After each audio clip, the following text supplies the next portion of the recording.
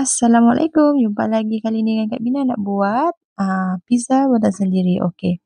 Pertama sekali saya sediakan tepung 4 cawan, susu pekat 1 sudu, yeast 1 sudu, and then air 250 ml.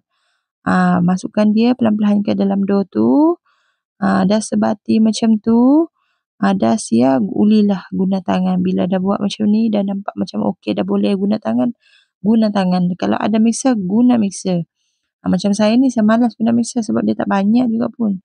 Last kemudian, kita letakkan minyak supaya dia tak melekat. Rehatkan dia dalam 15 minit. Rehat, tutup dia elok-elok. Okey, bahan topping Kak Bina macam yang saya tunjuk ni. Nanti saya letak dekat caption tau apa yang saya guna, and then boleh ikut step by step. Okey, yang ni saya tumis dulu sebab saya tak suka. Ini bahan-bahan yang saya lepas tumis tu, inilah semua. Okey, loyang pun tak kisahlah guna loyang apa. Kak Bina guna loyang apa je yang saya ada. Okey, saya guna ada 4 segi je, hantam je lah. Okey, saya tujuan kita cucuk-cucuk tu supaya cepat masak. Kita buat ni, masukkan pelan-pelan apa je. Tak kisahlah topping apa yang kamu nak letak pun boleh. Masukkan pelan-pelan. Lepas tu masukkan mixer tu. Lepas tu kemudian sekali kita masukkan cheese dia. Lagi banyak cheese lagi sedap. Okey.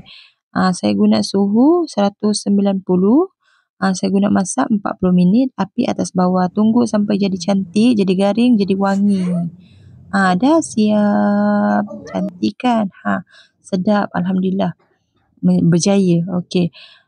Jangan lupa like, comment dan subscribe. Jumpa lagi di next video Kak Bina nanti.